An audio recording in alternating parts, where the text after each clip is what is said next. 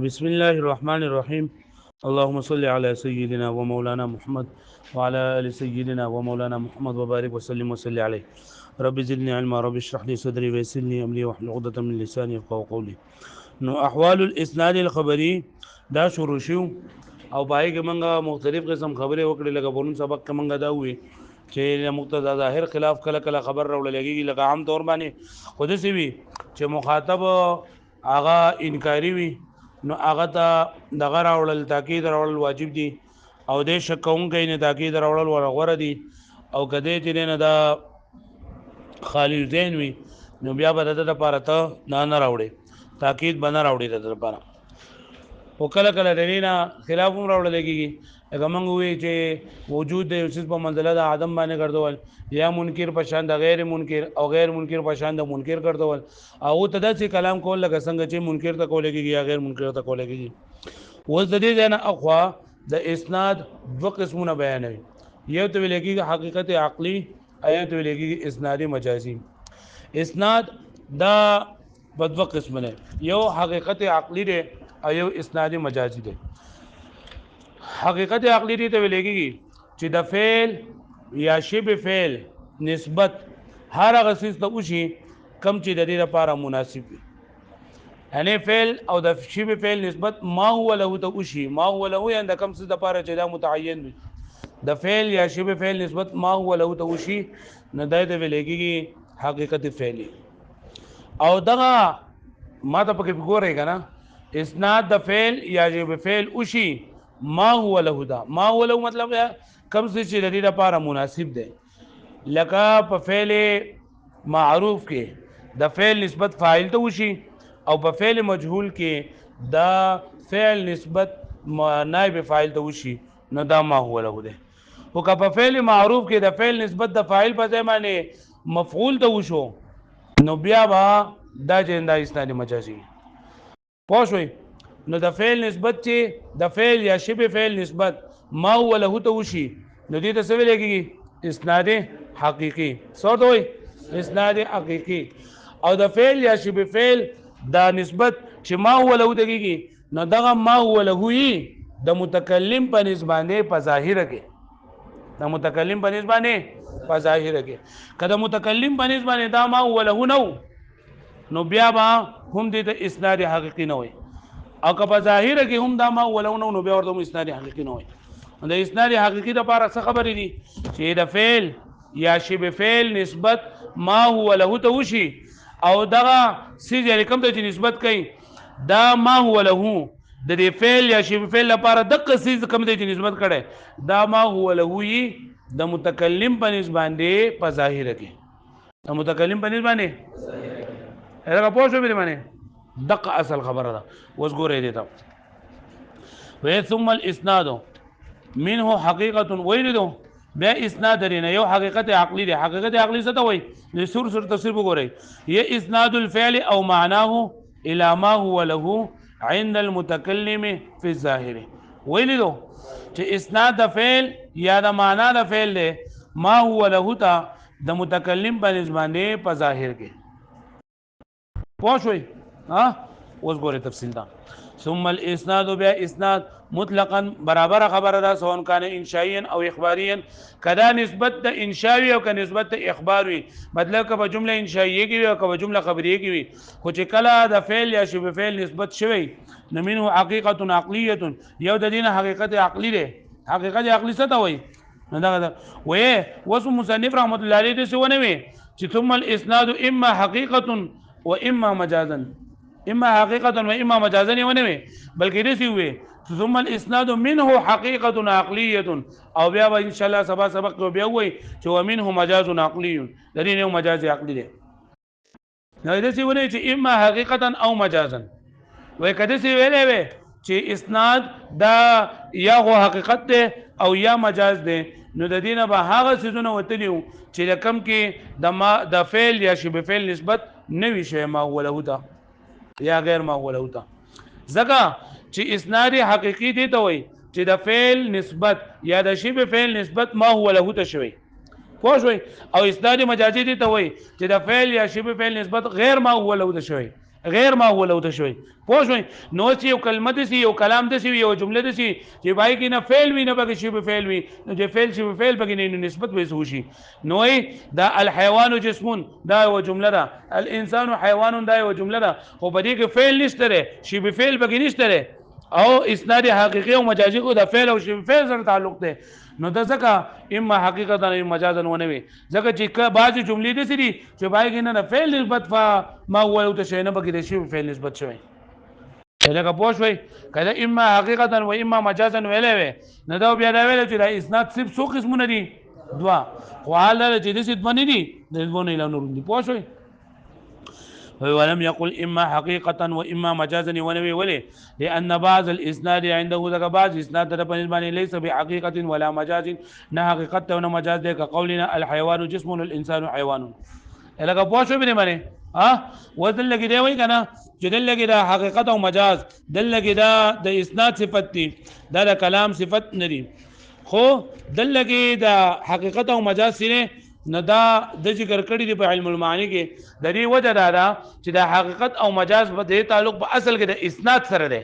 لکه موږ وایو حقیقت څه ته ویل کېږي او دا کوم معنا موضوع له لپاره چې دا شی وځي شوی هغه د نسبت شي معنا موضوع له د نسبت شي جو دې ته حقیقت وای او معنا غیر موضوع له د نسبت شي جو دې ته څه وای مجاز وای نو دا حقیقت او مجاز په اصل کې د اسناد قسمونه دي او اسناد په جمله کې راځي او جمله د لفظ قسم ده نو ځکه یې لګي دا پر علم المعانی کې حقیقت او مجاز ذکر کړل لکه پوه شو به باندې وجعل الحقيقه والمجاز او ګرځولي دي حقیقت او مجاز صفت د اسناد دون الكلام نه د کلام ولې لان اتصاف الكلام بهما ځکه متصف کول د کلام په حقیقت او مجاز سره انما هو باعتبار الاسناد دا په اعتبار د اسناد سره وي او اوردهما في علم المعاني او راوړي د ځوانه د حقیقت او مجاز په علم المعاني کې لانهما من احوال اللفظ ځکه دا د احوال د لفظ نه دي او فيدخلان في علم المعاني دا په داخلي په علم المعاني کې ځکه په علم المعاني کې د احوال د لفظ عربي نه بحث کیږي لکه پوه شوي پرې باندې پوه شوي आवाज نه راځي کنه وهي دا حقیقت عقلیه څه ته وایي اسناد الفعل او معناه یعنی نسبت کول د فعل یا د معنا د فعل معنا د فعل مراد شی به فعل دی شی به فعل څه ته وایي کلمصدر لکه مصدر شو و اسم الفاعل والمفعول اسم فاعل او اسم مفعول شو صفت مشبه شو اسم تفضیل او اسم ظرف شو یعنی چې د فعل یا شی به فعل نسبت شوی نو د فعل نسبت یعنی فاعل د شوی دا دغه شان د اسم فاعل نسبت شوی د اسم مفعول نسبت نائب فاعل د شوی د صفت مشبہ نسبت شوی د اسم تفضیل شوی د ظرف شوی الاما یعنی هغه څه د الاشین د څه هو چې دا فعل او معنا او یا شی فعل له لذلك شی دغه فعل لپاره د شی لپاره مناسب وي کل فاعل فيما بني له لك فاعل په اسم د فعل مجهول په صيغه کې لکه ضرب زید عمرا ایل مفعول به فيما بني له او په مفعول به د نسبت شوی په فعل مجهول کې لکه نحو ضرب عمرو فإن ضاربیه لزید والمضروبیه لعمر لکه ضاربیه زید لپاره او مضروبیه چر لپاره نه عمر لپاره عند المتکلم و اذا عند المتکلم په ترکیب کې متعلق ته د مصنف رحمت الله علیه په خپل قول له سره یعنی عند المتکلم له وبهذا دخل فيه ما يطابق الاعتقاد دون الواقع وعند المتكلم چې وی کنه نو پدې کې هغه څه زمراغه چې کم خود واقع مطابق نه وي خو د اعتقاد مطابق وي د واقع مطابق وي خو د واقع مطابق نه وي خو د اعتقاد مطابق وي لکه موږ وایو د یو سړي نظریه دا چې د اسمان زمونږ د لاندې دی اسمان زمونږه د لاندې دی او د السماء تحتنا نو دا خبره خو د اعتقاد مطابق ده خدا واقع مطابق نه دا به کوم شامل دی چې دا فعل نو ګره او عند فی ظاهر قول چې وې نو بری سره هغه به کوم داخل شو چې هغه د اعتقاد مطابق نه چې د اعتقاد مطابق نه الګه پوه شوي نو خبره ده شوي چې د فعل یا شی به فعل نسبت شوی وي ما هو له تا یعنی کم ما هو له مطلب یعنی کم چې د لپاره مناسب وي کم چې د لپاره وي او دا نسبت دا کم چې ما هو لوي نه دا ما هو له دا د متکلم په نسبت باندې او په ظاهر کې وي نو څلور قسمونه راځي څو قسمونه راځي څلور اوس به مرسو راځي په خپل باندې دا في الظاهر وهو ايضا متعلق بقول له وبه يدخل او بديك داخل شو في بديك ما لا يتابع الاعتقاد مطابق نہیں والمعنى اسناد الفعل او معناه اسناد الفعل يعني نسبه الفعل الى معنى شوي الى ما يكون هو له چې هغه څه چې د باندې عند المتكلم فيما يفهم فيما لك فيها هذا سبب فيما لك ما بيجي فيها لك فيما کوي فيما يفهم من ظاهر علي هغه څه چې فهميږي د ظاهر حال نه وذلك بالا ينسب چې نوي ودرېدل یو قرینه داله چې دلاله على انه غير ما هو له في اعتقادهم چې دا د اعتقاد مطابق غیر ما هو له ده ومعنى كونه له او د معنا د له دا ان معناه قائم به چې دا معنا په دې پورې قائم وي او وصف له او دې لپاره به وصف جوړيږي وحقه ان يسند اليه او دا ډیره حقدار ده چې دې ته اسناد وکړل شي سواء کان وې کم چې لګا د فعل یا د شی فعل نسبت چاته کیږي نو برابر خبره ده کدا فعل داغه نه صادر شوی او کني صادر شوی لکه په ضرب زیدون کې دا فعل د زید نه صادر شوی دی او په ماته زیدون کې په مریضه زیدون کې دا فعل د زید نه صادر شوی لکه ماته زید مړ شو نو زید په خپل مړ دی ها ته مریضه زید زید په خپل دا نه جوړ کړي چا نه جوړ کړي ها نو دې فعل نسبت ورته کېدل ضروری دي او د دې معنی داغي کول ضروری نه دي چې صرف نسبت ورته شوی کول داغي ضروری نه سواء كان مخلوقا لله تعالی برابر او کدا مخلوق وی الله او غیر او سواء كان صادرا عنه باختیاری برابر خبره ده کدا صادر دي په اختیار سره لکه ضربه او کنوي لکه مریضه او ماته فاقسام الحقيقه العقليه على ما يشمل التعريف اربعه نو د حقیقت عقلیه له تعریف چې پس شی باندې شامل نه نو هغه سلور سيزونه شول سلور سيزونه څنګه شول لکه ګوره بعضي خبر دي سی وي چې دا واقع مطابق هم وي او د اعتقاد مطابق هم وي د اعتقاد مطابق هم وي د دوانو مطابق وي دا یو شو پوه شئ ویم نمبر چې د واقع مطابق وي د واقع مطابق وي خو د اعتقاد مطابق نه وي د اعتقاد مطابق نه وي مثالونه مثبت تاسو پوه شئ دریم نمبر چې د واقع مطابق نه وي د واقع مطابق نه وي خو د اعتقاد مطابق وي خو د څه مطابق وي د اعتقاد مطابق وي او څلورم نمبر دا دی چې نه د واقع مطابق هم نه وي او د اعتقاد مطابق هم نه وي ګوره چې د واقع مطابق وي او د اعتقاد مطابق وي لکه ته انبت الله البقله الله پاک سبزیانه راوخه جوړلې نو ګوره لګي د فعل نسبت فاعل د شوی راکنه او دا ما هو له ده کنه نه یعنی دا د الله پاک د پاره دا مناسب دي چې دا بوټي راوخیږي سبزیانه راوخیږي نه د فعل نسبت فاعل ته شوی دی او دا ما هو له ده او په د متکلم په معنی په ظاهر کې د اعتقاد هم د خبره مطابق ده ځکه چې مؤمن مسلمان دی اعتقاد هم برابر دی او د واقع مطابق هم ده د واقع مطابق هم ده کنه نو د دې لپاره مثال انبت الله البقله دویم نمبر چې د واقع مطابق وي خو د اعتقاد مطابق نه وي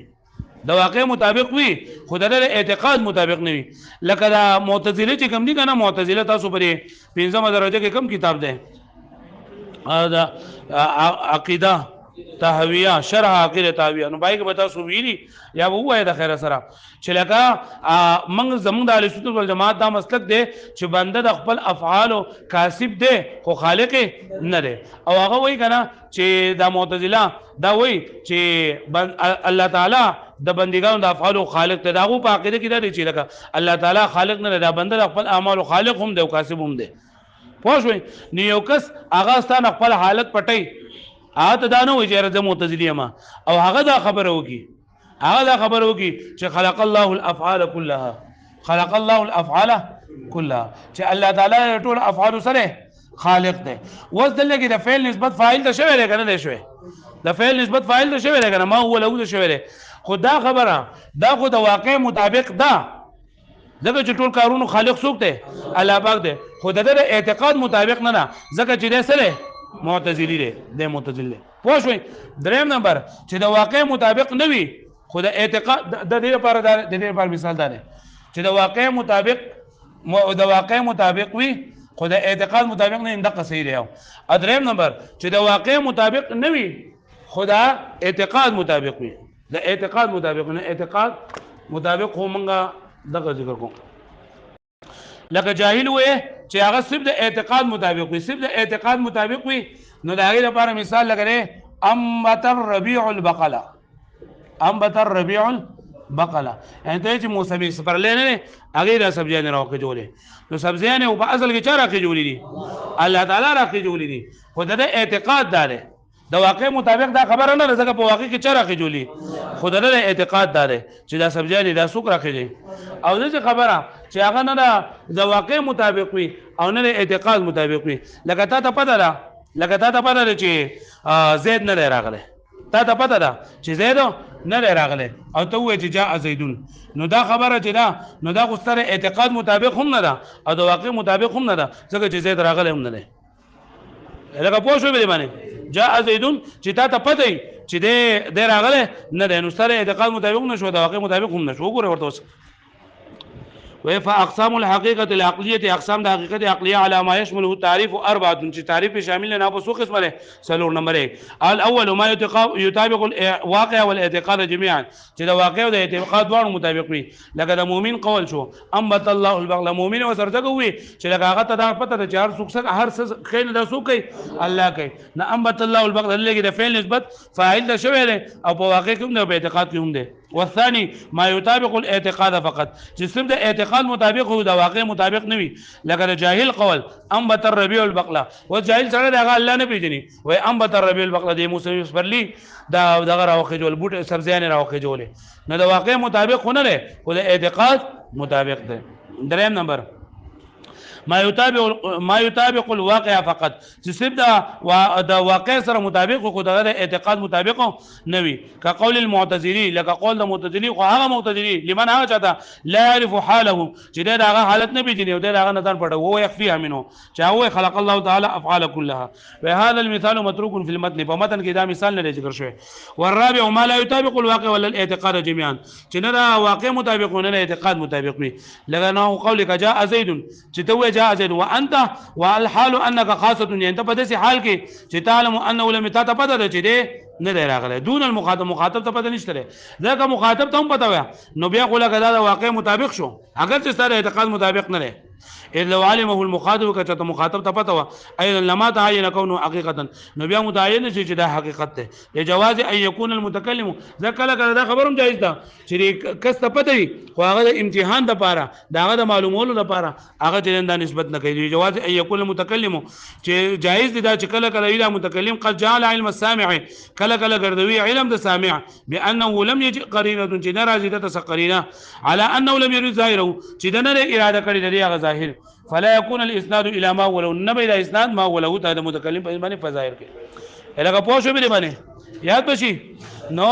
د اسناد حقيقي تعریف نن موږ سبق وکړو چې اسناد حقيقي څه ته وایي چې د فعل یا شی به فعل نسبت ما هو له تکول خو چې دا ما هو له وي د متکلم په نسبت باندې په ظاهر کې او د دې څو قسمونه دي څلو چې د واقع مطابق وي او د اعتقاد مطابق باندې د واقع مطابق وي د اعتقاد مطابق نه وي د واقع مطابق نه وي خو د اعتقاد مطابق وي او د واقع او د اعتقاد باندې مطابق نه وي یاد بشي